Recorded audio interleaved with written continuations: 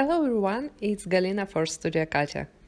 Today I'm going to show you how to create a cute card with a simple die cutting and a bit of stamping. For today's card I'm going to use a potted plant stamp set, a sentiment stamp from the label messages stamp set, a fancy scallop hard die set. I'll be using two biggest dies from this set. And for the card panel I will use a mini polka dot cover plate die. I'm starting with creating a background for my heart focal point.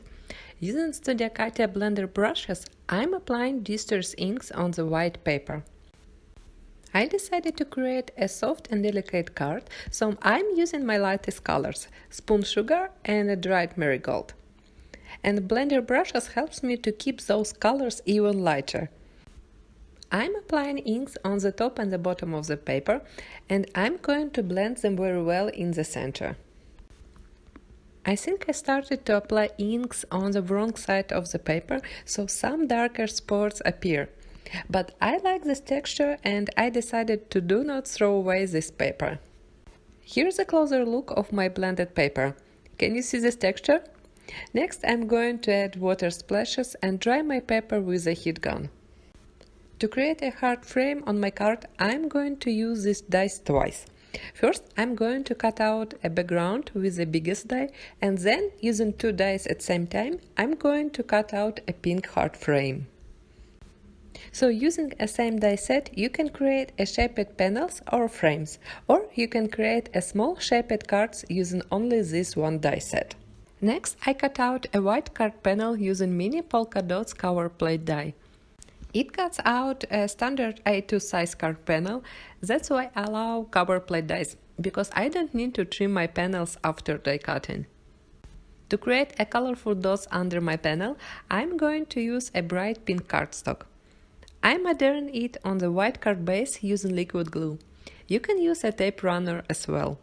Next, I'm adhering the white polka dot panel on the pink cardstock. I use liquid glue again.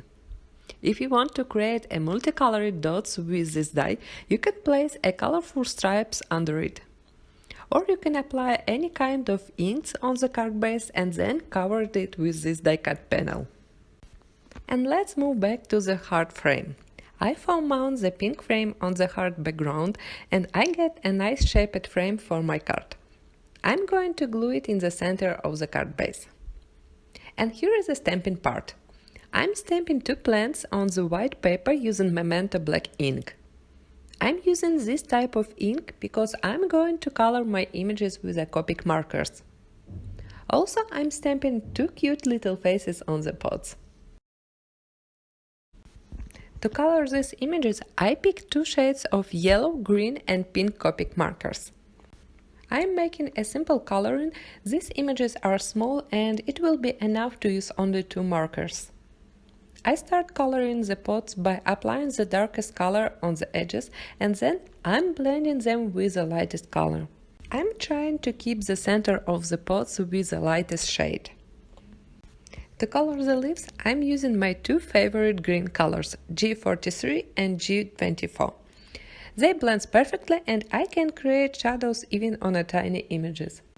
And to color small hearts, I'm using a red Copic marker R24. After my coloring is done, I'm going to cut out all the images with the coordinating dies. I run them through my die cutting machine and now I'm going to foam mount the plants on the card. I'm placing them in the center and now I'm using an embellishment pen from Studio Katia. I'm going to add all tiny hearts around the plants and I'm going to adhere them with the liquid glue. To create a sentiment, I'm using a stamping platform. Because I'm going to stamp the sentiment with a distress ink, and with this kind of ink it's a little bit harder to get a nice crisp image. Here I'm showing how it looks with and without restamping. You can stamp this sentiment with any other type of ink, for example Versamark or any other pigment ink, but unluckily I don't have the right shade of pigment ink in my stash. Anyway, after stamping twice with distress ink, I love the result and I'm going to cut out the sentiment with the coordinating die. I foam mount the sentiment under the plants and here's my finished card. I love how this card turned out with all these soft colors and cute potted plants. The cover plate die helped me to create a quick and simple eye-catching card background. If you are interested in the products I used, I will link them in the video description below. Don't forget to subscribe to this channel and like this video to see more inspirational tutorials. See you soon, bye!